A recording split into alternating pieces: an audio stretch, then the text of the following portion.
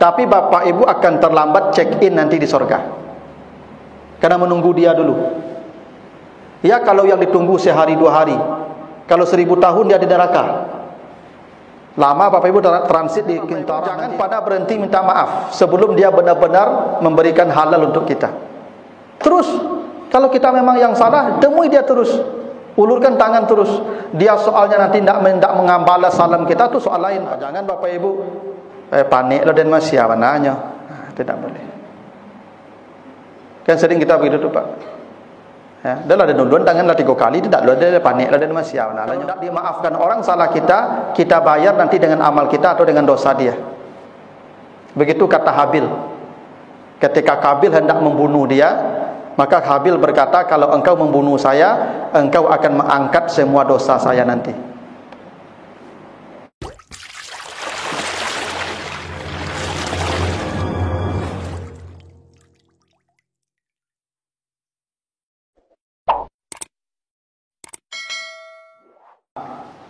Karena memang akhlak ini adalah perkara yang sangat besar.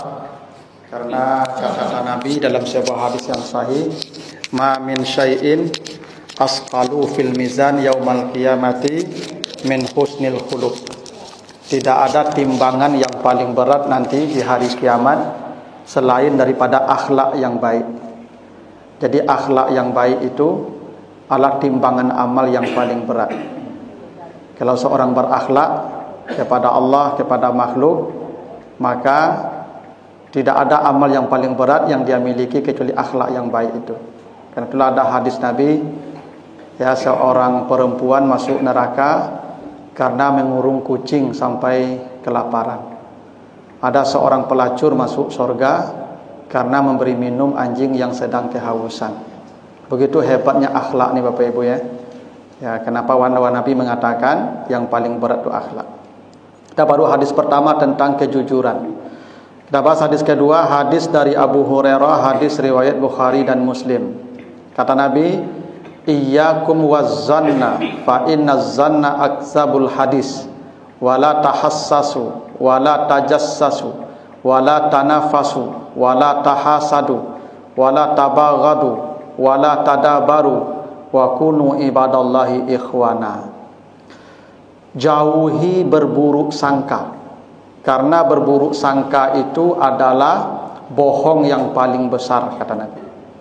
Jangan kamu saling mendiamkan, jangan kamu saling mencari kesalahan orang lain, jangan kamu saling berlomba dalam perdagangan, jangan kamu saling mendengki, jangan kamu saling membenci, jangan saling membelakangi. Hendaklah semua kamu menjadi hamba Allah yang bersaudara. Itu hadis ya riwayat Bukhari Muslim. Ada beberapa larangan ya yang disebutkan Nabi dalam hadis ini. 1, iyyakum wazzanna, jauhi berburuk sangka. Jadi berburuk sangka itu dosanya sangat besar. Itu makanya disebut al-ism. Kata Allah, apa, ya ayyuhallazina amanu ijtanibu katsiran minaz zanni inna ba'daz zanni ismun. Hai orang yang beriman, kata Allah di surah Al-Hujurat ya, jauhi buruk sangka, karena buruk sangka itu adalah dosa besar.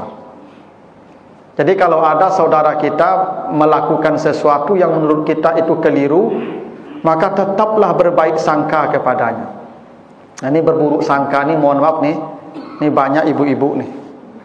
Ya, kalau tinggal di komplek kan, tuh kawan kok beli auto, kombek rumah, tuh siapa beli auto baru tuh, si Anua tuh. Kalau ini beli auto tahu sewanya tuh, tahu waktu tuh buruk sangka. Ya, tahu waktu apa kasih yang tahu waktu?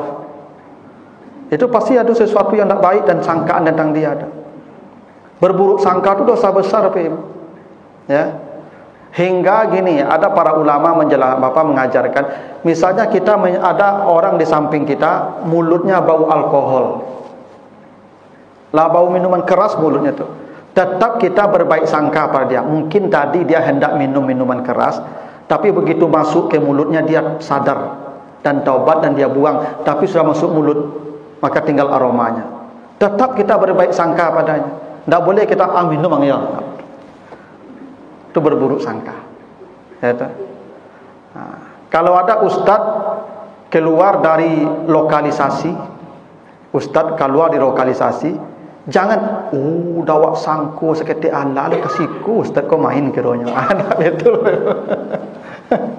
Boleh jadi ustaz tu pengajian di dalam, gitu. Ya boleh jadinya pengajian di dalam dengan WTS tu. Kan bisa jadi tu WTS tu kewakilan pagana waktunya kan. Nundang ustaz ceramah ke dalam minimal selama ya kan beberapa saatnya tidak bermaksiat kan, ada bisa jadi Pak Ibu tu. Ya. Maka berbaik sangka tu penting. Ya. Jangan pernah kita menduga-duga yang tidak baik tentang seseorang walaupun nyata nampaknya dia tidak baik. Tapi tetaplah mencari hal-hal yang positif tentang dia sehingga kita terhindar dari berburuk sangka. Ini penting nih Pak Ibu. Ya, karena berburuk sangka itu tidak boleh. Yang kedua, wala tahassasu, jangan saling mendiamkan. Jadi Bapak Ibu tidak boleh diam-diam. Diam itu boleh 3 hari. La yahillu lil mar'i ayyahjura akhahu fawqa salasi layalin. Haram hukumnya seseorang mendiamkan orang lain lebih dari 3 hari. Kalau Bapak Ibu tersinggung dengan siapapun, termasuk dengan suami atau dengan istri, boleh diam maksimal itu 3 hari, Pak. Kalau lebih dari 3 hari dia tidak juga berbaikan, bertegur sapa, maka semua amalnya ditolak oleh Allah. Begitu kata Nabi. Tufattahu abwabul jannati yaumal isnin wal khamis. Pintu-pintu sorga dibukakan Allah setiap hari Senin dan hari Kamis. Jadi hari Senin, hari Kamis pintu sorga dibukakan Allah.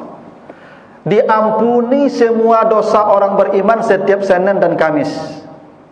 Lalu diterima semua amalnya oleh Allah. Kecuali dua. Yang tidak diampuni dosanya di hari Senin dan Kamis, tidak diterima amalnya di hari Senin dan Kamis, 2 orang. Satu yang syirik kepada Allah, 2 allazi bainahu wa baina akhihi syahna, yang tidak menegur saudaranya di hari itu. Makanya Senin dan Kamis itu Pak hari wajib berdamai. Wajib berdamai hari Senin dan Kamis. Ibu kalau bertangka japak di rumah hari Kamis itu damai. Besok pagi bertangka lu balik lalu baalos ya, Jumaat, Sabtu, sampai Senin damai lu balik. Ya kok ada hobi bertangka lu keraja enggak apa-apa. Tapi hari Kamis, hari Senin itu batas kita berbaikan. Kalau enggak amal kita enggak akan terima tuh. Ya kalau kita tersinggung, sakit hati, marah itu manusiawi. Siapa yang enggak pernah marah, enggak pernah tersinggung, Pak? Manusiawi itu. Nabi saja pernah marah pada istrinya Aisyah. Maka Nabi tidak menegur Aisyah selama 3 hari sampai turun surat At-Tahrim membersihkan nama Aisyah dari tuduhan perselingkuhan. Kan Aisyah dituduh berselingkuh Pak dengan Safwan. Menebar berita tu di Madinah tu, Aisyah berselingkuh. Karena memang Aisyah dibawa oleh Safwan dari perjalanan sampai ke Madinah karena tercecer di jalan. Nabi pun marah kepada Aisyah. Marahnya bukan karena percaya dia Aisyah berselingkuh, karena Aisyah keluar tandung dan minta izin ke Nabi tadi sampai terjadi fitnah begitu. 3 hari yang Nabi mendiami Aisyah, diam, tidak ada bertegur sapa dengan Aisyah sampai Aisyah menangis. Maka turunlah surat At-Tahrim, ayat itu, surat At-Tahrim itu membersihkan nama Aisyah. Nabi saja pernah marah. Cuman tidak boleh tahassasu, tidak boleh mendiamkan orang lebih dari 3 hari. Kadang ada suami istri Pak lah sebulan tidak juga bertepuk-sapun apa. Aduh pernah jamaah bu ya curhat kamu Bapak Ibu, Pak Ustaz. Ambo orang rumah ambo lah 2 bulan tak bersapu-sapuan. Lain serumah aja kami tapi tak sapu-sapuan deh. Lah 2 bulan lama. Tu bah le Pak. Yo kalau yang tak yo berubah keadaan tu ambo baca le Ustaz. Tu je. Lain amu apa belok lain. Baca Ustaz. Ya caranya beko apa pulang kan nampak ibu duduk di rumah tu atau di kamar. Masuk apa baca assalamualaikum. Assalamualaikum Bu. Itu saja Ustaz iyo. Sampai kini tak ada tibu le Pak. Tak jadi baca tindak dah jadi dah mula tapi itu buktinya suami istri pun bisa begitu Pak. Ya. Tapi tidak boleh lebih 3 hari itu. Nabi larang jangan kamu mendiamkan orang lebih dari 3 hari. Cobalah ibu kalau dari sapu dia apa agak 3 hari padi nak lalu tak lama, makan tak lama, enak. Itu bukti tak boleh kita mendiamkan orang. Itu. Wala tahassasu, jangan cari-cari salah orang. Bapak Ibu, manusia ni tempat salah dan dosa. Bapak Ibu kalau ingin cari salah saya, mungkin berjilid-jilid buku nanti selesai untuk menyebutkan banyak kesalahan saya. Tak ada manusia yang tak bersalah, Bapak Ibu. Mana manusia yang tak bersalah di muka bumi? Tapi kita tak boleh mencari-cari salah orang tu. Siapa yang tak bersalah? Cobalah cari. Mau ustaz dia, mau tak ustaz dia, sama saja kita ni, Bapak Ibu. Setiap hari dosa kita kerjakan itu. Tapi akhlak kita tak boleh kita mencari salah orang. Kok kini banyak, Pak, apalagi di media sosial. Apalagi kini ada buzzer-buzzer namanya, Pak.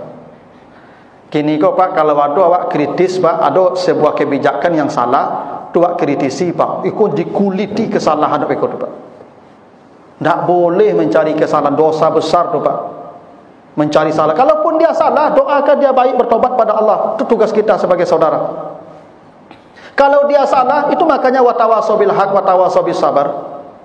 Datangi dia, kasih nasihat dia, bukan diumbar kesalahannya, dikuliti kesalahan-kesalahan dia, dipublikasi semua. Itu tidak boleh tu, Pak. Jangan mencari-cari salah orang.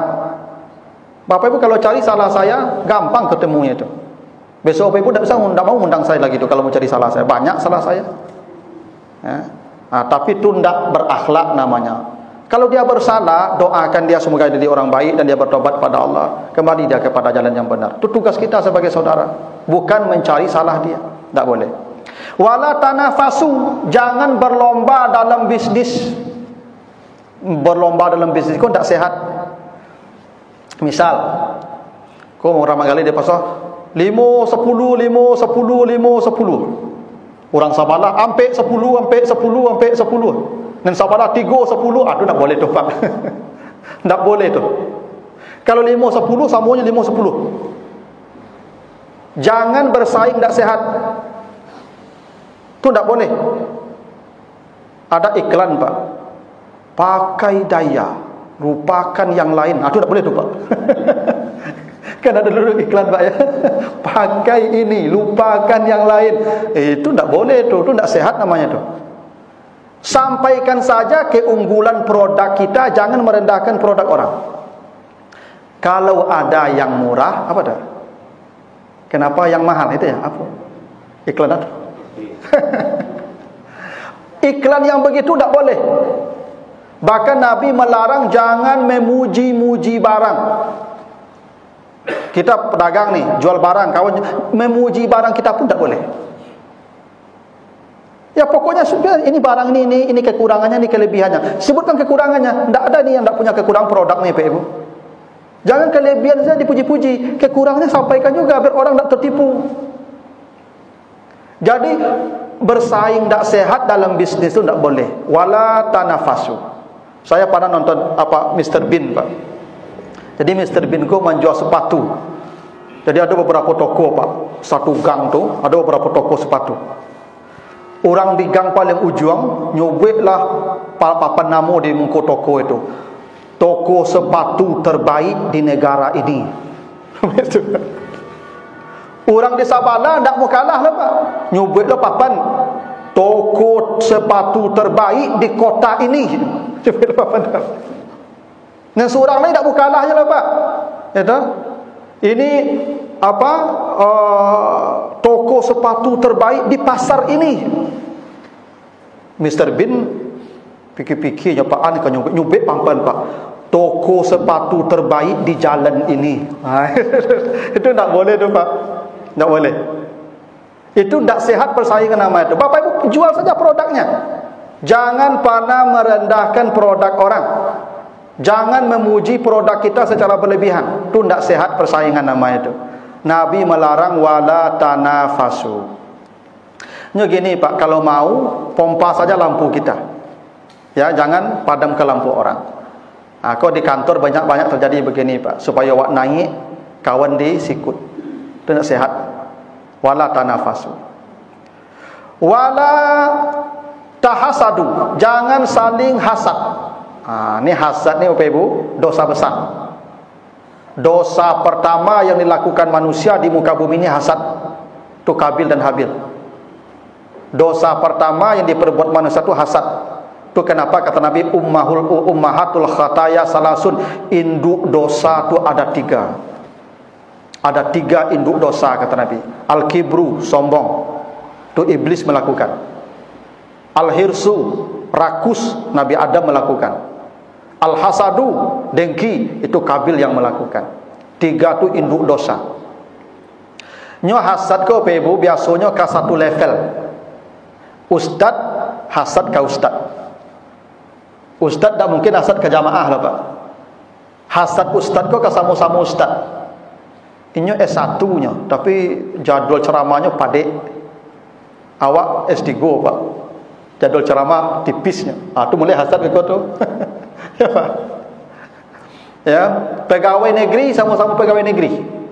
Awak kerajo sama kantu sama tahun kerja sama bakok nyo bali oto rancak, bakok rumahnya rancak. Mulai hasad ke kau tu. Pedagang sama-sama pedagang. Percayalah ibu kamu.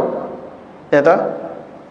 Hasad itu ke apa nama itu? Rasa tidak senang kalau orang mendapat lebih dari kita. Itu hasad namanya itu. Kalau ada perasaan begitu, hati-hati Bapak Ibu tu. Itu sedang dihinggapi penyakit hati tu. Itu makanya perintah Nabi ada 2 kewajiban sesama muslim. 1 tahniah, 2 takziah. Takziah itu mengucapkan ikut berduka saat saudara kita ditimpa musibah, kita mengucapkan ikut berduka. Takziah namanya. Tahniah mengucapkan selamat kalau saudara kita dapat nikmat, wajib hukumnya Pak. Kalau saudara kita mendapatkan kebaikan, datangi dia, ucapkan selamat. Itu cara hasad hilang dari diri kita. Tapi kok panjang munculnya, itu hasad. Itu. Misal Sanu promosi jabatan, Sanu pun naik kini ya, ya kan? Itu yo, itu itu hasad namanya itu. Inyo ke dakik, jo dakik itu hasad nama tu itu. Ya tu. Tak senang. Kalau ada orang dapat kebaikan, datangi ucapkan selamat. Itu caranya. Tak boleh hasad. Wala tabaghadu, jangan saling membenci. Itu yang paling banyak di negara kini Ibu. Saling membenci. Sampai kini sisu-sisu Pilpres 2019 balik tak habis Bapak Ibu. Tak habis. Padahal lampi sampai tahun lah Pak. Tapi saling membenci antar pendukung pun sampai hari ini belum hilang. Kenapa hati kita kok begitu Bapak Ibu? Kalau sudah selesai, sudahlah. Karena tu'til mulka man tasha', Allah yang memberikan kekuasaan pada siapa yang dia kehendaki. Dan Allah akan mencabut dari siapa yang dia kehendaki. Allah yang beri kuasa tu Pak. Betapapun kita berusaha, kalau Allah kasih dia kuasa, dapat dia kuasa tu Pak. Fir'aun kurang hebat apa maksiat durhaka, dikasih kuasa Allah Pak. Masing-masing dia bertanggung jawab kepada, kalau dia curang, dia bertanggung jawab kepada Tuhan nanti. Semua akan dipertanggungjawabkan. Kalau dia sudah dapat kuasa, sudahlah, berhentilah saling membenci Pak. Tapi sampai hari ini Pak, saling membenci belum habis di negara kita ni Pak. Cobalah Bapak Ibu kalau baca di media sosial tu, Masya Allah, ngeri mencelik komentar-komentar orang di internet tu Bapak Ibu. Apakah di itu WA group, apakah itu di Facebook, Nabi larang jangan saling membenci. Kalau ada orang berbuat salah, yang kita benci itu kesalahan, bukan orangnya. Orang tak boleh kita benci Pak. Kenapa? Bapak kalau membenci orang sama membenci Allah itu. Dia melakukan itu kan Allah yang kasih isyarat, kasih tenaga tu. La haula wala quwata illa billah tu. Mampu tak dia mencuri kalau Allah tak kasih tenaga? Berarti dia mencuri itu karena ada tenaga yang diberikan Allah.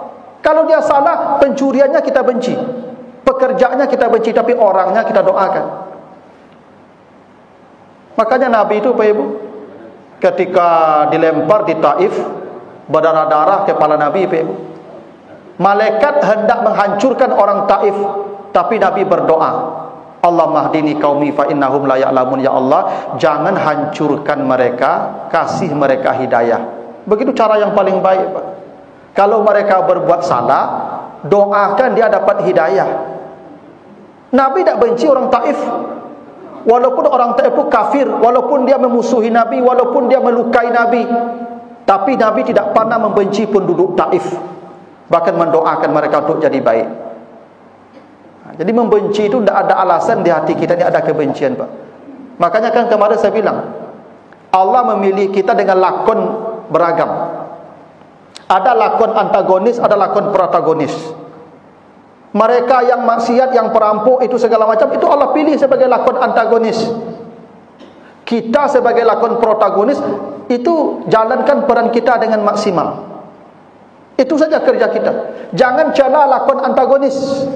Karena tanpa lakon antagonis, kita tak jadi lakon protagonis. Kita jadi baik karena ada orang tak baik. Bagaimana mengukur orang baik kalau ada orang tak baik? Kan kita jadi baik dia karena banyak orang tak baik. Bapak ibu kaya karena ada orang miskin, kan? Sama dengan itu. Tugas kita, kalau Allah sudah pilih kita menjadi orang baik, Allah pilih kita sebagai lakon yang baik, tetap jaga peran ini dengan baik, maksimalkan peran itu. Nanti kita terima balasan penghargaan dari Allah. Begitu harusnya, Pak. Tapi jangan saling membenci. Tidak boleh kita saling membenci. Gitu. Wala tadabaru, jangan saling membelakangi. Tidak boleh saling membelakangi, Pak. Itu maka kalau duduk itu berhadapan, tidak boleh membelakangi orang. Ya, tak? Makanya Bapak Ibu, kalau kamu duduk bertiga, jangan bicara berdua, tapi bicaranya bertiga. Kawan awak duduk bertiga, tuak mota berdua, neng kawan kau mana jadi apa pasal kambing congi nama itu. Tu tidak boleh tu, Pak. Bahkan Bapak Ibu kalau bertiga, dua punya cucu, nencik tak bercucu, tak beranak, jangan yang berdua kau mota cucu, ibu hati yang tak bercucu. Walaupun lain mota kategori, tapi cari tema pembicaraan yang bisa ditangkap semua. Jangan kita bicara sesuatu yang orang ketiga tidak bisa mengikuti pembicaraan kita. Itu tidak berakhlak kita nama itu, Pak. Apalagi duduk ya saling membelakangi, adu-adu punggung, itu tidak boleh. Wala tadabaru tu saling mengadu punggung, itu tidak boleh tu, Pak. Kalau bicara kita berhadapan, itu namanya akhlak. Nah, inilah yang dilarang oleh Nabi, Bapak Ibu. Dan ini perkara sederhana, ringan, tapi mempraktekannya tidak mudah, Pak. Jauhi buruk sangka, jangan saling mendiamkan, jangan saling mencari kesalahan, jangan saling berlomba tidak sehat, jangan saling mendengki, jangan saling membenci, jangan saling membelakangi. Ini yang dilarang oleh Nabi, dan itu akhlak yang mulia. Nah, saya kira begitu dulu Pak Ibu materi kita. Kalau ada pertanyaan saya persilahkan. Menjadi kebiasaan di masyarakat. Masalahnya adalah Pak Ustaz, ketika orang itu yang tidak menegur kita, padahal kita sudah misalnya menghadapkan tangan bersalaman, tapi banyak yang tidak mau. Seakan-akan kita ini sudah menjadi seorang musuh bagi dia. Itu hari ini di masyarakat banyak sekali. Bertiga duduk, dua disalami, satu tidak. Ketika kita hadapan tangan, dia menghindar. Itu yang salah kita atau mereka yang salah, Pak? Makasih, Pak. Ya begini, Pak, dalam Al-Quran tidak ada perintah minta maaf. Coba buka Al-Quran. Dalam Al-Quran itu yang ada perintah memberi maaf. Fa'fu anhum, berilah maaf. Saya belum menemukan ada ayat yang memerintahkan minta maaflah. Tidak ada. Bukan berarti minta maaf tidak disuruh. Yang paling hebat itu memberi maaf. Jadi alasan tidak menjabat tangan orang itu sebenarnya tidak ada, Pak. Alasan apa mau dipakai? Sebelum dia mengulurkan tangan, kita sudah maafkan dia. Karena perintah Al-Quran itu minta maaf, memberi maaf. Tapi kita yang bersalah harus minta maaf. Kenapa dalam Al-Quran itu yang ada perintah memberi maaf, bukan minta maaf? Karena begini, ada hadis sahih Muslim. Iza takhallasal mu'minun minal kintara, minas sirat. Bila manusia telah lewat sirat, jadi kita akan lewat nanti, Pak, ada hisab, ada mizan, ada timbangan.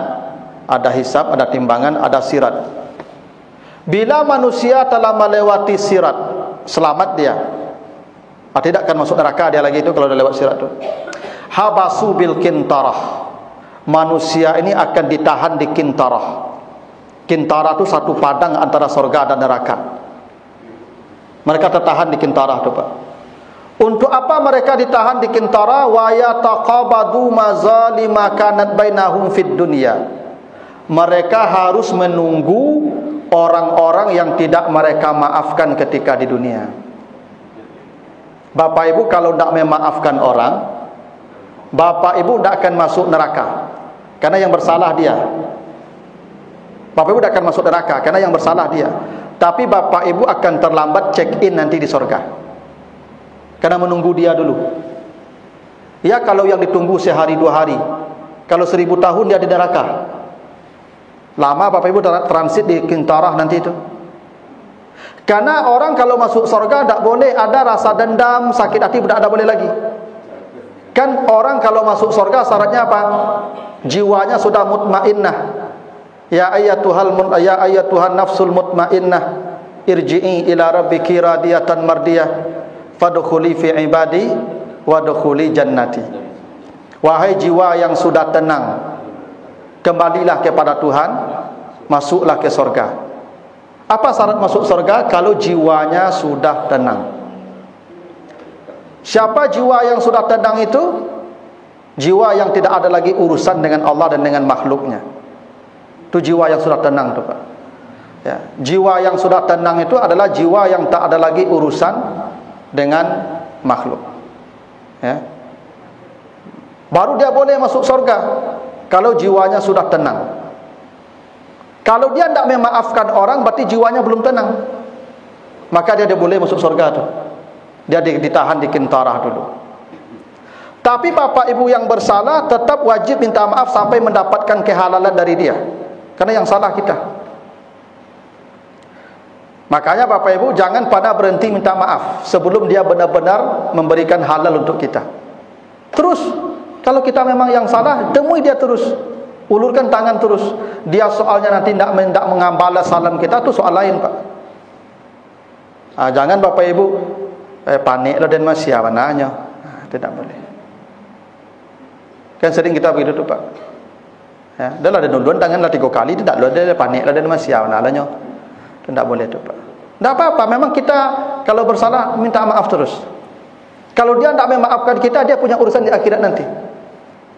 Tapi kita sudah minta maaf. Tapi kalaupun dia tidak beri maaf kepada kita, kita bayar saja nanti, Pak, dengan amal kita atau dengan dosa dia kita ambil. Itu akibat kita berbuat salah.